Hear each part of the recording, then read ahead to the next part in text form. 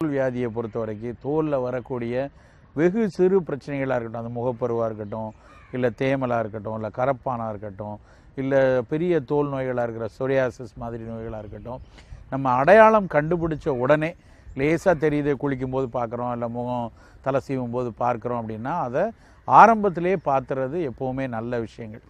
ஏன்னா நம்ம வந்து நிறைய தோல் நோய்களை அதுவாக சரியாயிடும், இல்லை கொஞ்ச நாள் ஆனால் பார்த்துக்கலாம் அப்படின்னு சொல்லி கொஞ்சம் அலட்சியமாக விட்டோம்னா அது வந்து சரி பண்ணுறதுக்கு பல நாட்கள் எடுக்கக்கூடிய ஒரு இதுக்கு நிலைமைக்கு தள்ளி விட்டுரும்.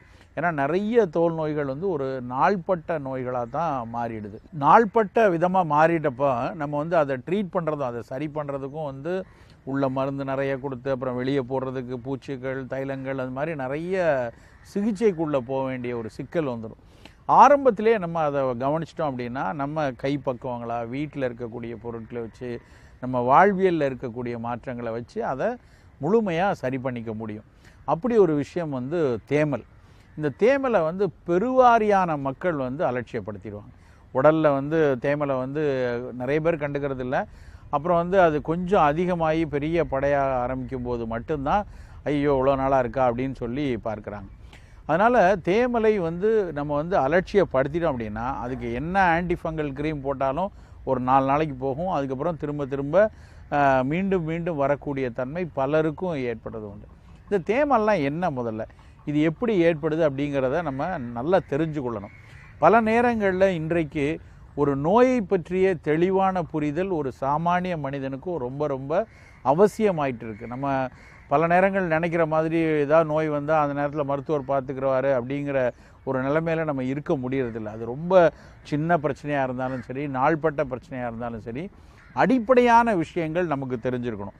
அதே சமயத்தில் அதுக்கு அதிகபட்சமாக ஒரு பிரச்சனையை நம்ம பார்க்குறோம், கைவலி அப்படின்னா உடனே இன்றைக்கி பல பேர் என்ன நினைக்கிறாங்கன்னா இணையத்தில் போய் எனக்கு வந்து நெட்டை ஓப்பன் பண்ணி அதில் ஒரு கூகுளை ஓப்பன் பண்ணி அதில் போய் என்ன தனக்கு சிம்டம் இருக்கோ அதை வந்து கீவேர்டாக போட்டு அதில் என்னெல்லாம் சொல்கிறாங்களோ அதை வச்சு கற்பனை பண்ணி கொள்கிறாங்க. இதுவும் ரொம்ப தப்பான விஷயம். அவேர்னஸ் இருக்கணுமே ஒழிய ஆங்ஸைட்டி இருக்கக்கூடாது. நமக்கு வந்து நோயை பற்றின ஒரு தெளிவான புரிதல் இருக்கணும். அதை விட்டுட்டு நம்ம இணையத்தில் என்னெல்லாம் போட்டிருக்காங்க, பக்கத்து வீட்டில் என்ன சொல்கிறாங்க, அவங்க என்ன சொல்கிறாங்கன்னு போட்டு குழப்பி கொண்டு சில நேரங்களில் அதுவே ஒரு பயமாக மாறக்கூடிய ஒரு தன்மை வந்துடும். ஏன்னா பெரும்பாலும் நெட்டில் வந்து கூகுளில் எல்லாம் போட்டு நம்ம பார்க்கும்போது பார்த்திங்கன்னா என்ன பெரிய நோய்களாக இருக்குதோ, என்ன வந்து ஒரு சாதாரணமாக வராத ரொம்ப அசாதாரணமான விஷயங்கள் தான் முதல்ல வந்து நிற்கும். அதை பார்த்துக்கிட்டு நம்ம கற்பனை பண்ணிவிட்டு ஐயோ அப்படியா இருக்குமோ இப்படியா இருக்குமோன்னு நாம் பயப்பட ஆரம்பிக்கிறதுல அந்த பயம் பல்வேறு புதிய நோய்களை அழைத்து கொண்டு வந்துடும். அதனால் ரொம்ப எச்சரிக்கையாக தெளிவான புரிதல் இருக்கிறது ரொம்ப முக்கியம். தேமல் விஷயத்துலையும் அப்படி தான். தேமலை வந்து சில பேர் பார்த்திங்கன்னா ஒரு வெண்திட்டு மாதிரி இருக்கக்கூடியதை வந்து அழகு தேமல் அப்படின்னு விட்டுருவாங்க. எனக்கு லேசாக ஒரு வெண்புள்ளிகள் அங்கங்கே இருக்கும், ஒரு வெண்திட்டாக இருக்கும், இது வந்து காமனாக வரக்கூடிய தேமல் தான், இது ஒன்றும் இல்லை, இது அழகு தேமல்னு சொல்லுவாங்க அப்படின்னு விட்டுருவாங்க. அதுக்கப்புறம் அது வந்து கொஞ்சம் உடலில் ரொம்ப பரவுனதுக்கப்புறம் இதை எப்படி சிகிச்சை செய்யலாம் அப்படின்னு சொல்லி வருவாங்க. அப்புறம் லேசாக சின்னதாக ஒரு அரை இடுக்குலையோ ஆக்சிலரி ரீஜன்லேயோ எங்கேயாவது ஒரு அரிப்பு இருக்கும்போது அதை அன்னைக்கு வந்து உடனே டக்குன்னு எங்கேயாவது போய் ஒரு ஆயின்மெண்ட்டை வாங்கி ஒரு நாள் 2 நாள் தேய்ச்சிட்டு அப்புறம் விட்டுருவாங்க. அது திரும்ப திரும்ப அது அதிகமாகி பெரிய அளவில் அது பரவி அதுக்கப்புறம் அந்த அரிப்பு வந்து ஒரு கருமை நிற படலமாக மாறி அதிலிருந்து நீர் வரக்கூடிய அளவில், அரிச்சா நீர் வரக்கூடிய அளவில் ஆனதுக்கப்புறம் தான் இது என்னடா மாறாதா அப்படின்னு சொல்லிட்டு மருத்துவரை போய் பார்க்கக்கூடிய தன்மை இருக்கும். அப்போ முதல்ல அது ஒரு ஃபங்கல் டிசீஸாக இருந்தது, அதுக்கப்புறம் அது ஒரு எக்ஸிமேட்டஸ் கண்டிஷனில் போய் அது எக்ஸிமேட்டஸ் ஆகி அது பக்கத்தில் உள்ள ஸ்கின்னெல்லாம் வந்து ரொம்ப ஹைப்பர் பிக்மெண்டேஷன் ஆகிடும். அது மாதிரி ஆனதுக்கப்புறம் நிறமெல்லாம் மாறினதுக்கப்புறம் மாற்றணும் அப்படின்னு நினச்சா பெருவாரியான நேரத்தில் அது முடியாத ஒரு காரணமாக ஆகிடுது. அதனால் ஆரம்பத்திலே இதை வந்து என்ன அப்படின்னு தெரிஞ்சுக்கிறது ரொம்ப ரொம்ப முக்கியம். நம்மளால் தெரிஞ்சுக்க முடியல இது வந்து ஒரு வெண்திட்டா இல்லைன்னா வந்து ஒரு தேமலா இல்லை இது வந்து கரப்பானா அப்படின்னு தெரியலன்னா எப்போ நமக்கு வாய்ப்பு இருக்கோ அப்போது நம்மளுடைய குடும்ப மருத்துவரை பார்த்து தெரிஞ்சு கொள்ளணும். இதில் ஒரு முக்கியமான விஷயம் என்னென்னா இந்த இடத்துல குடும்ப மருத்துவர் அப்படின்னு ஒருத்தர் வந்து ஒவ்வொருத்தருக்கும் நமக்கு இருக்கணும். நம்ம வீட்டு பக்கத்திலே, நம்ம ஊர் பக்கத்திலே, நமக்கு பரிச்சயமான நம்ம குடும்பத்தோடு பரிச்சயமாக இருக்கக்கூடிய மக்களை வந்து மருத்துவரை நம்ம வந்து எப்பொழுதும் ஒருத்தர் வச்சுக்கணும். எப்போவுமே போய் பிரபலமான மருத்துவரை போய் தேடுறது, எதுக்கு எடுத்தாலும் உடனே டக்குன்னு அவர் ரொம்ப பெரிய ஆளா, அவர் ரொம்ப பிரபலமானவரா, அவர்கிட்ட போய் காத்திருந்து அப்பாயின்மெண்ட் வாங்கி ஓடுறதை விட நம்ம குடும்ப மருத்துவரை அப்போ அருகாமையில் உள்ள நேர்மையான நம்ம அறிமுகமான ஒரு மருத்துவரை அடிக்கடி பார்க்கக்கூடிய ஒரு பழக்கம் வச்சுக்கணும். அவர்கள் அவங்க பார்த்துட்டு இல்லை இது தேமல் தான், இல்லை இது கரப்பான் தான், இல்லை நீங்கள் இது வந்து ரொம்ப நாள்பட்ட ஒரு தோல் வியாதி, நீங்கள் ஒரு சிறப்பு மருத்துவரை போய் பார்க்கணுன்னு அவங்க ஒரு கடிதம் கொடுத்து அனுப்பிச்சா மட்டும்தான் நம்ம அடுத்த ஸ்பெஷாலிஸ்ட்டை போகக்கூடிய ஒரு தன்மை இருக்கணும். அவர் வந்து குடும்ப மருத்துவர் ஒரு சித்த மருத்துவராக இருக்கலாம், இல்லை ஒரு நவீன மருத்துவராக இருக்கலாம், இல்லை ஒரு ஹோமியோபதி மருத்துவராக இருக்கலாம். எந்த ஒரு துறை சார்ந்த மருத்துவராக இருந்தாலும் அந்த மருத்துவர்கிட்ட நம்ம வந்து அன்றாடம் நம் பிரச்சனைகள் தெரிந்த ஒரு நபராக இருக்கிறது ரொம்ப ரொம்ப முக்கியம். அப்படி ஒரு மருத்துவர்கிட்ட நமக்கு வந்து தெரிஞ்சுக்கிறோம் இது ஒரு தேமல் மாதிரி தான் அப்படின்னு தெரிஞ்சுது அப்படின்னா அதற்கான முதல்ல என்ன வாழ்வியல் மாற்றங்கள் வைத்து கொள்ளணும்னு பார்க்கணும். பெரும்பாலும் தேமல் அதிகமாக வர்றது வேர்வைனால. எக்ஸஸாக நமக்கு ஸ்வெட்டார தன்மை இருக்குது, நிறைய வேர்க்குதுன்னா பூஞ்சை வருவதற்கான வாய்ப்புகள் அதிகம். முதல் விஷயம் என்னென்னா, பூஞ்சைங்கிறது தொற்றாக வரக்கூடியது. இப்போ ஒருத்தர் வீட்டில் அண்ணன் தம்பி 2 பேர் இருக்காங்க, ஒரே டவல் பயன்படுத்துகிறாங்க. ஒருத்தருக்கு பூஞ்சை இருக்குதுன்னு வச்சுக்கோங்க, டவலை வந்து அவங்கவுங்க தனக்குன்னு உரிய டவல் வச்சுக்கிட்டு துண்டை வச்சு அது குளிச்சதுக்கப்புறம் அதுக்கு காய போட்டு துவைச்சி அந்த மாதிரி ஒரு பழக்கம் இல்லாமல் சில வீடுகளில் கொடியில் எந்த துண்டு தொங்குதோ அதை தூக்கிட்டு போய் முகத்தை துடைக்கிற ஒரு பழக்கம் நிறையா இருக்கும். ஒரு அறையில் நண்பர்கள் 4-5 பேர் இருக்காங்க, அப்போது அவங்களில் ஒருத்தருக்கு ஃபங்கல் இருக்குது அப்படின்னா அது அடுத்த நபர்களுக்கு வருவதற்கான வாய்ப்புகள் அதிகம்.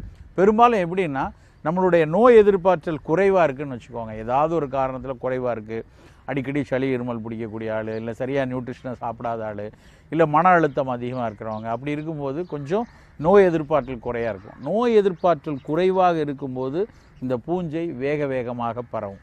ரொம்ப முக்கியம், இன்றைக்கு இருக்கக்கூடிய காலகட்டத்தில் நிறைய சர்க்கரை நோயாளிகளுக்கு ஆரம்ப குறிகுறமே ஃபங்கஸாக தான் இருக்கும். முன்னாடியெல்லாம் சர்க்கரை வியாதி வருதுன்னா நிறைய ஒன்றுக்கு போகும், நிறைய பசி எடுக்கும், ரொம்ப தாகமாக இருக்கும், உடல் மெலிவாங்க, இப்படிலாம் பல கருத்து இருந்துச்சு. இன்றைக்கு நிறைய நண்பர்கள் முதல்ல பார்க்கும்போது பார்த்தா தோள்பட்டை பகுதியில் ஆக்சிலரி ரீஜனில் அவர்களுடைய நிறத்தை தாண்டி ரொம்ப திட்டாக ஒரு ஃபங்கஸ் இருக்கும். அதை பார்த்த உடனே சொல்லிடலாம் இவருக்கு வந்து 35 வயது, திடீர்னு ஃபங்கஸ் நிறையா இருக்குது, உடனடியாக போய் சர்க்கரை பார்த்துட்டு வாங்கன்னு சொன்னால் அவருக்கு பார்த்திங்கன்னா சர்க்கரை வியாதி கூடியிருக்கும்.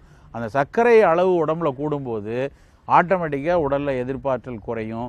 அப்புறம் ரத்தத்தில் சர்க்கரை அளவு அதிகமாக இருந்தால் அந்த சர்க்கரை வந்து பல பாக்டீரியாவுக்கும் ஃபங்கஸுக்கும் அதுதான் விருந்து. அப்போ ரத்தத்தில் அளவு அதிகமாக இருக்கும்போது வரக்கூடிய பூஞ்சை வேகமாக அந்த விருந்து சர்க்கரையை நல்லா சாப்பிட்டு மடமடன்னு பரவிடும். இந்த மாதிரி நோய் எதிர்ப்பாற்றல் எந்த நோய் நிலைகளில் குறைஞ்சாலும், வேறு ஏதாவது ஒரு நாள்பட்ட நோய் இருக்குது, அவர்கள் ரொம்ப தொடர்ந்து சிகிச்சை எடுத்துக்கிட்டு இருக்காங்க, இல்லை ஒரு நாள்பட்ட சிறுநீரக நோயாளி, இல்லை நாள்பட்ட வந்து வேறு நோய் இருக்கும்போது நம்ம எடுக்கக்கூடிய மருந்துகள்னால நோய் எதிர்ப்பாற்றல் குறைஞ்சா கூட அப்பவும் இந்த ஃபங்கஸ் அதிகமாக இருக்கும். அதனால் என்ன காரணத்தினால இது வருதுன்னு தெரிஞ்சுக்கிட்டோன்னா அதிலிருந்து எப்படி மீள்றது. சர்க்கரை வியாதினால தான் நமக்கு ஃபங்கஸ் இருக்குதுன்னு வச்சுக்கோங்களேன், சர்க்கரையை நல்லா கட்டுப்படுத்தாமல் அந்த ஃபங்கஸை போக்கவே முடியாது. சர்க்கரையை நல்லா கட்டுப்பாடு வச்சுக்கிட்டு அதுக்கப்புறம் அந்த எக்ஸ்டர்னலாக அந்த ஃபங்கஸுக்குரிய மருத்துவம் எடுத்துக்கிட்டாலே போதும். பெருவாரியான தேமலுக்கு உள் மருந்துகள் அவசியமே இல்லை, உள்ளே வந்து நம்ம எடுக்கணும்னு தேவையில்லை. மீண்டும் மீண்டும் மீண்டும் இந்த பூஞ்சை வந்து உடலில் ரொம்ப பரவி இருக்கிற காலகட்டத்தில் மட்டும்தான் சில நேரங்களில் நேரடியாக ஆன்டிஃபங்கல் மருந்து கொடுக்க வேண்டியிருக்கு. பல நேரங்களில் நவீன அறிவியலில் கொடுக்கக்கூடிய தொடர்ச்சியாக பூஞ்சைக்காக உள்ளே எடுக்கக்கூடிய மருந்துகள் வந்து சில நேரங்களில் ஈரலை எல்லாம் பாதிக்கிறதுக்கு வாய்ப்பு இருக்குது. அதனால் அவசியம் இல்லாமல் உள்மருந்துகள் எடுக்க வேண்டாம். எந்த துறையிலையுமே வந்து ஃபங்கஸை பொறுத்த வரைக்கும் வெளியில் நம்ம என்னெல்லாம் பண்ண முடியும் அப்படின்னு தான் பார்க்கணும். உணவில் அதிக கசப்பு சுவையுள்ள உணவுகள் எடுத்துக்கணும். இந்த ஃபங்கஸ் போகணும் அப்படின்னா நல்லா பாவக்காய், சுண்டக்காய் வத்தல், கருவேப்பிலை பொடி, வெந்தய பொடி, இது மாதிரி கசப்பு சுவையுள்ள உணவுகளை நிறைய எடுத்துக்கொள்ளணும். ரெண்டாவது, இனிப்புகளை குறைச்சி கொள்ளணும். ஃபங்கஸ் போகணுன்னாலே உணவில் இனிப்பு அதிகம் எடுக்கக்கூடாது. நம்ம வீடுகளெல்லாம் நிறைய வீட்டில் தோட்டத்தில் நல்ல மஞ்சளாக பூத்து குலுங்கிறதுக்காக வைக்கிற ஒரு செடி வந்து சீமையகத்தி இலைம்பாங்க. இந்த சீமையகத்தி செடியினுடைய இலை சாறை எடுத்து நேராக அந்த ஃபங்கஸ் மேலே தடவுனா 2 நாளில் அதனுடைய அந்த பூஞ்சை திட்டுக்கள்லாம் போக ஆரம்பிச்சிடும். இந்த சீமையகத்தி இலை கிடைக்கல அப்படின்னா அந்த இலையில் செய்யக்கூடிய சீமையகத்தி இலையில் செய்யக்கூடிய களிம்புகள் நிறைய நாட்டு மருந்து கடைகளில் சித்த மருத்துவர்கள்ட்ட இருக்கும். அந்த சீமையகத்தி களிம்புகளை வந்து உபயோகமாக பயன்படுத்தி கொள்ளலாம். கருஞ்சீரகம்னு ஒன்று இருக்குது. கருஞ்சீரகம் கார்போக அரிசின்னு சொல்லுவாங்க. கார்போ அரிசி சில பேருக்கு தோலில் வந்து லேசாக குப்பளங்கள் உண்டாக்கிடும். அதனால் வெறும் கருஞ்சீரக பொடியை வந்து நல்லா எலுமிச்சம்பழச்சாறில் குழைச்சி அதை வெளியே நம்ம போட்டாலும் அதுவும் பூஞ்சையை வந்து நிறையா போக்குறதுக்கு வாய்ப்பு உண்டு.